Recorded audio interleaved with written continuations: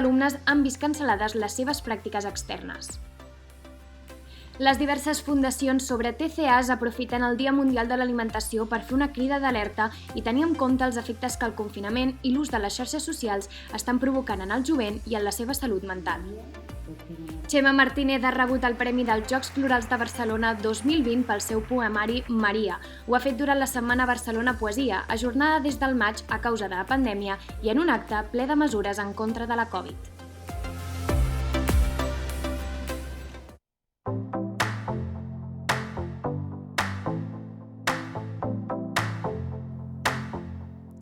Aquest dimecres va fer un any que el Tribunal Suprem va donar el veredicte del judici del procés. Molt bona tarda, Arnau. Bona tarda, Judit. Doncs sí, així és. La segona sala del Suprem va condemnar a bona part de la plana major de la Generalitat, junt amb els líders d'Òmnium Cultural i l'ANC, a penes de presó que sumen gairebé 100 anys. La decisió va anar acompanyada d'intenses protestes arreu de Catalunya. Ara, però, la situació es viu de manera molt diferent. Tot just fa un any en aquests carrers es vivien les manifestacions en contra de la sentència del judici del procés. La resposta de la ciutadania va ser llançar-se en massa al carrer durant més d'una setmana. Ara, el govern de la Generalitat de Catalunya ha quedat totalment tocat a mort després de la inhabilitació del president Torra i amb unes eleccions autonòmiques a la vista. El 14 d'octubre del 2019, el Tribunal Suprem va dictar les sentències per als polítics i líders independentistes catalans, la majoria amb penes de presó d'entre 9 i 13 anys, se'ls va condemnar pels delictes de sedició i malversació, tret dels consellers Forn i Rull, els quals van ser condemnats a presó i inhabilitació per sedició, i Jordi Sánchez i Jordi Cuixart condemnats per sedició.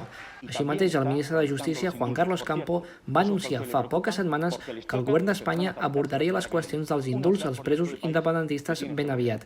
També està previst que abans que acabi l'any es reformi el delicte de sedició que ara recull el Codi Penal, la qual cosa aproparia els presos a la llibertat de la qual encara segueixen privats. El mateix dia que es van conèixer el veredicte del Suprem van començar unes protestes que es van mantenir en el seu punt més àlgid durant prop d'una setmana. Els enfrontaments entre manifestants i policies es van saldar amb 711 ferits i un total de 237 persones detingudes. L'Ajuntament de Barcelona va arribar a quantificar els danys ocasionats amb mobiliari urbà en 3,1 milions d'euros. Ara, 12 mesos després, l'ambient és molt diferent. La pandèmia copsa el dia a dia de la ciutadania i el primer aniversari de la sentència no s'ha fet notar molt als carrers. L'horitzó electoral que es preveu pel 14 de febrer també ha rebaixat la repercussió de l'aniversari de la condemna. Tot plegat barrejat amb els canvis que s'han produït en l'executiu català arran de la baralla política entre JxCat i el PDeCAT i, sobretot, amb la inhabilitació per desobediència del president Torra i l'assumpció per part de Pere Aragonès d'un executiu en funcions enmig d'una pandèmia sanitària en auge. I pel que fa a l'actualitat política estatal, ja es coneix la data del debat de moció de censura de Vox contra Pedro Sánchez. Serà la pròxima setmana, més concretament el 21 i 22 d'octubre. Sí, efectivament, així ho ha confirmat la presidenta del Congrés, Meritxell Batet, la qual també va exercir d'intermediària en l'habitual reunió del Congrés, en la qual el ministre Illa també va explicar algunes de les mesures anticovid a les diverses comunitats autònomes. Una reunió que va estar marcada per les diferents acusacions entre partits. El PP, a més, s'enfronta a les conseqüències de la sentència del cas Gürtel. La moció de censura presentada per Vox es debatrà al Congrés els pròxims 21 i 22 d'octubre. La iniciativa del partit d'ultradreta, presentada a finals de setembre, sembla ser que no té recolzament per prosperar després que el PP i Ciutadans es desmarquessin de l'assumpte. La moció serà defensada per Ignacio Garriga i el candidat alternatiu serà el mateix líder del partit, Santiago Abascal. Aquest debat, que tindrà lloc en plena segona onada de la pandèmia, és un pas més cap a l'encrispació de l'ambient del govern. Un govern en el qual sembla que les tensions no fan més que augmentar i les paraules gruixudes i les acusacions creuades han esdevingut gairebé rutinàries. D'altra banda, ahir, el ministre de Sanitat, Salvador Illa, va intervindre al Congrés amb un balanç de les recents actuacions arran la pandèmia. Estamos ante un problema de salud pública y debemos continuar adoptando aquellas medidas que sean necesarias para evitar contagios y reducir la transmisión, y con ello salvar vidas. Medidas, en definitiva, para controlar la pandemia y volver a doblegar la curva. Y después, mantenerla baja. Tenemos que mantener el esfuerzo que estamos haciendo como sociedad, porque aún queda un tiempo largo de convivencia con el virus. Una etapa larga en la que todos nos estamos viendo obligados a adaptarnos a las nuevas circunstancias. Por tanto, señorías, no bajemos la guardia, mantengamos la alerta y extrememos la prudencia. Això sí, no mostra el mateix contentament amb la Comunitat de Madrid, a la qual adverteixen des de mitjans de setembre del ràpid augment de la xifra d'infectats. El Tribunal Suprem també ha condemnat aquesta setmana el Partit Popular i Luis Bárcenas pel cas Gürtel. De fet, confirma que es van lucrar d'aquesta xarxa de corrupció, però veu innecessari referir-se a una queixa B del partit. La sentència de 50 anys de presó pel líder de la trama, Francisco Correa, segueix intacta, però la de l'extresorer del PP es rebaixa 29 anys i un mes. D'aquesta manera, considera aprovada la implicació de càrrecs del Partit Popular al cas de corruptela que va costar la moció de censura al govern de Rajoy. Al principi de l'informatiu, el govern s'ha vist obligat a aplicar mesures contundents per frenar l'expansió del virus aquí a Catalunya. Durant 15 dies, els bars i els restaurants es mantindran tancats a partir d'avui, mentre que comerços, cinemes i teatres, així com altres activitats esportives, també es veuran afectades amb certes restriccions. Amb el creixement de casos de coronavirus i l'elevat índex de rebrot a tota Catalunya, s'han adoptat mesures contundents per controlar els contagis. Avui divendres han entrat en vigor les mesures aprovades pel govern per frenar la segona onada de coronavirus. Durant 15 dies, els bars i restaurants hauran de tancar. Aquesta mesura preocupa el sector que, com afirma el president del Gremi de Restauradors del Baix Llobregat i Castelldefels, Manuel Ángel Ortiz, és la ruïna pel sector. Tenemos 700 locales, 650, 700 locales aproximadamente, de los cuales ya tendremos 40, 50 que no van a volver a abrir. La semana pasada anunciaban dos agremiados que ya cerraban y posiblemente con este cierre que tenemos ahora pues tengamos un pico bastante importante. Esta estocada creo que va a ser la estocada final para ver que muchos sectores, muchos negocios de nuestra ciudad o de nuestro país, como queramos llamarlo, ¿no? Vamos a estar fuera de mercado ya. O sea, no creo que soportemos más una carga más. El govern ajudarà amb 40 milions d'euros als bars i restaurants i demana quedar-se a casa tant com sigui possible per evitar un altre confinament. Entre les mesures també s'ha aprovat la suspensió de congressos, convencions i fires i el tancament de les sales de joc. Les botigues han de complir amb el 30% de l'aforament, els teatres, cinemes i gimnasos amb el 50% i es cancel·len les competicions esportives. I el coronavirus continua també present a l'educació catalana i sembla que des del Consell Interuniversitari de Catalunya volen evitar que les universitats siguin un focus d'infecció d'aquesta malaltia. Davant el risc de rebrot es busquen noves alternatives per dur a terme el pla d'estudis, però sembla que les universitats ja estaven preparades per a aquesta situació. La Universitat Autònoma de Barcelona s'ha adherit a les recomanacions del govern, junt amb les autoritats sanitàries, per passar a format virtual tota la docència teòrica des del 15 fins al 30 d'octubre. La Facultat de Comunicació de la UAB ha anunciat que no els afectaran aquestes restriccions, ja que segueix aquest model des de l'inici de curs, una decisió que sembla que beneficia els estudiants. Perquè al final nosaltres necessitem estímuls, venir presencialment, ja ho vam veure en el confinament, en el primer, que molta gent, molts estudiants ja ho deien, que no va ser el mateix, els coneixements adquirits no són els mateixos. Home, és que jo crec que els protocols realment són els que han de ser. Ja ho estem fent prou bé a les classes, tots anem amb mascareta, estem a molta distància entre nosaltres, vull dir que realment aquí ja fem tot el que es pot fer. La resta d'activitats acadèmiques de les universitats es mantindran continuant amb les mesures de protecció pertinents. Els dispensadors de gel hidroalcohòlic i les mascaretes són els principals protagonistes en aules i passadissos. La presència del personal docent i d'administració s'adequarà a les necessitats que l'activitat determini per poder oferir una educació de qualitat. Bàsicament, al cap i a la fi el que perdem jo crec que és qualitat en educació i si ens estem formant en el meu cas com a periodista o com a professionals, crec que virtualment és molt complicat que realment el nivell que s'espera que tinguem o que hauríem de tenir per poder entrar al món laboral.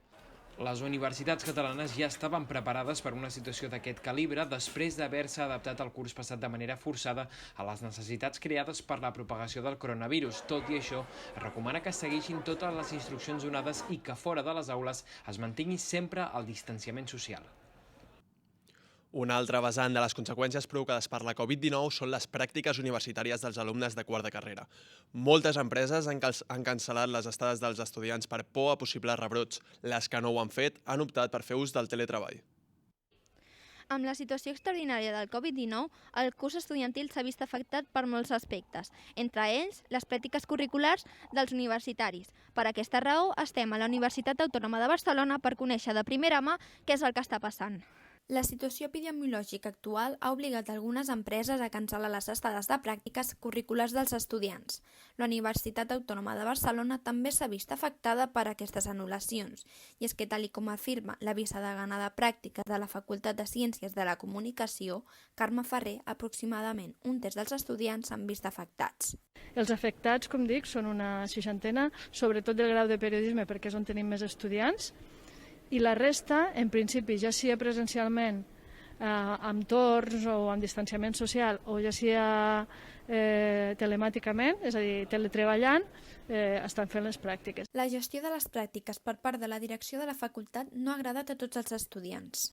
Doncs van oferir en un correu electrònic 4 solucions, que ells van anomenar com a solucions, però que, per exemple, per mi cap era una solució. L'única que jo em plantejava era la de fer un conveni amb una empresa de 300 hores i buscar-les pel teu compte, però clar, davant la situació, si com a universitat no han pogut buscar convenis amb altres empreses, a mi em donaven de marge 4 o 5 dies per buscar una empresa que volgués fer un conveni de 300 hores que em quadrés amb els horaris que jo volia fer, i llavors vaig pensar que això era impossible, perquè si una universitat com a entitat no ha pogut fer-ho, jo com a persona sola, què agafaré ara o què podré quadrar-me? La facultat, però, té encara esperances. Si la situació de pandèmia acaba, jo crec que podem estar molt tranquils, perquè nosaltres toquem fusta, gràcies a Déu, dieu el que vulgueu, sempre ens han sobrat places de pràctiques. La gent, potser no toca el que t'agrada, no? Però vull dir que sempre hem tingut més empreses que sol·licitaven que estudiants per aportar-los, amb la qual cosa la nostra situació, en una situació de normalitat, és bona. Altres facultats, com la de Turisme, també han hagut de buscar solucions per als seus alumnes. L'Escola de Turisme, amb el que està treballant, com t'he dit, és en trobar el repte i l'oportunitat allà on hi ha una dificultat, per la qual cosa endeguem el curs esperançats que, òbviament, la situació es vagi millorant i, sobretot, de trobar els nínxols que fins ara no ens havíem plantejat, que existeixen i que ens enfocarem a trobar aquests nínxols i a facilitar que els estudiants es puguin incorporar a pràctiques. A la mateixa línia es troba la Facultat d'Educació, que ha garantit les pràctiques als estudiants. Tothom té garantit una escola o un centre prop de la seva residència o prop de la universitat, de manera que puguem garantir que hi puguin anar, que puguin assistir i que també els nostres tutors puguin fer les visites pertinents per assegurar la qualitat del pràcticum. Una situació atípica la d'aquest any, que tot i la incertesa de la comunitat universitària, tant facultats com empreses s'han hagut de reinventar i on el teletreball ha sigut la peça clau per a la realització de les pràctiques. A banda de la situació, les empreses contactades no han volgut participar en el reportatge.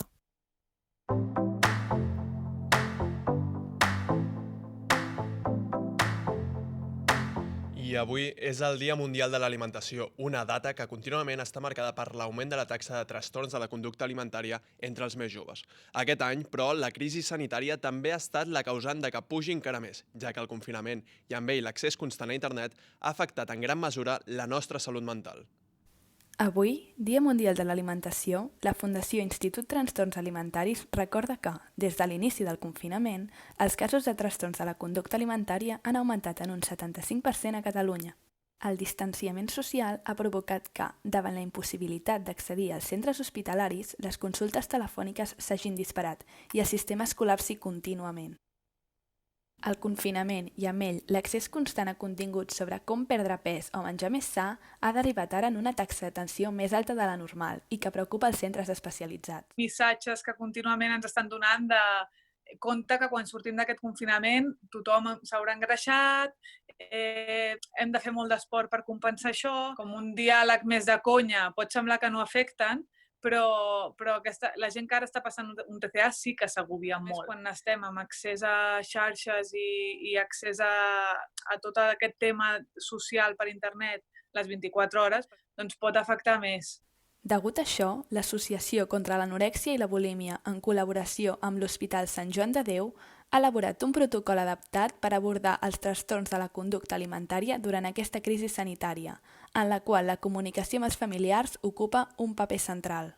Fem una part més de prevenció i de coneixement, no? Fent uns tallers específics per famílies, explicant el tractament, explicant què són, donant pautes per la convivència a casa, per gestions emocionals. aprofitar aquesta situació per compartir amb la família, per intentar obrir canals de comunicació amb l'adolescents, intentar parlar d'emoció. Precisament per parlar de sentiments i alhora revertir l'efecte negatiu de les xarxes sobre els trastorns de la conducta alimentària, també s'ha creat aquest compte d'Instagram en el qual antics pacients de Sant Joan de Déu són els que responen a algunes de les consultes més freqüents. Respostes molt emotives i motivadores que creen una sòlida xarxa de suport emocional entre exafectats i actuals malalts. Sempre darrere d'un trastorn de la conducta alimentària hi ha patologies de fons, hi ha problemes d'autoestima, hi ha molta rigidesa, hi ha molt perfeccionisme, hi ha sentiments de culpabilitat. Segons els creadors, es tracta d'una iniciativa que pretén guanyar temps davant una altra pandèmia a la qual encara no es dona la importància que realment requereix. I a l'àmbit cultural, ahir es va celebrar a Barcelona la 23a edició del Festival Barcelona Poesia, una edició que va ser posposada durant 6 mesos a causa de la pandèmia i que va guardonar el poeta lleidatà Txema Martínez amb el Premi Jocs Florals 2020. L'acte, presidit pel tinent d'Alcaldia de Cultura i Educació, va tenir lloc al Saló de Cent de l'Ajuntament de Barcelona i va seguir amb tots els protocols sanitaris. Txema Martínez recull el seu Premi de Poesia de Jocs Florals Barcelona 2020. Ha estat reconegut pel seu poemari Maria, dins la celebració de la 23a setmana del Festival Barcelona Poesia. L'acte s'ha realitzat dins el Saló de Cent de l'Ajuntament de Barcelona, seguint totes les prevencions en contra la Covid. 6 mesos després de ser anunciat com el guanyador del Premi Jocs Florals 2020, Txema Martínez recull el seu guardó pel poemari Maria. El llibre es publicarà a la col·lecció Ossa Menor d'Edicions Proa.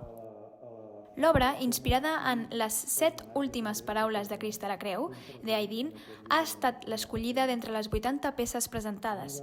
El membre del jurat, Josep Lluc Puig, ha destacat la diversitat i la qualitat d'aquesta edició. I diversitat és el que hi havia en aquesta convocatòria dels Jocs Florals de Barcelona de 2020. I molta qualitat. Durant el seu discurs, el poeta ha remarcat que se sentia honrat i aclaparat per un premi com aquest i ha agraït a tots aquells que l'han fet possible, en especial la seva dona Maria, qui dona nom a l'obra. Gràcies també, finalment, a la Maria Bosón, no només per haver-me retornat a la literatura, sinó també per haver-me retornat a la vida. Gràcies, Maria. Moltes gràcies. I també gràcies per donar títol a aquest llibre. També ha recitat 2 dels seus poemes, titulats Enyorança i Sota el Tiler, amenitzats amb la música del quartet Teixidor. On s'acaba el que has estat.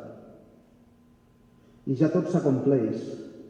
Al quarto buit, la llet agra.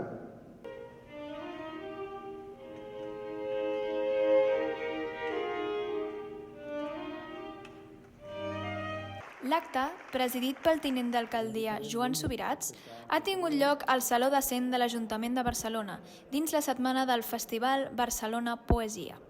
Aquesta edició se celebra sota les mesures de prevenció de la Covid-19, amb places limitades, distància de seguretat i desinfecció.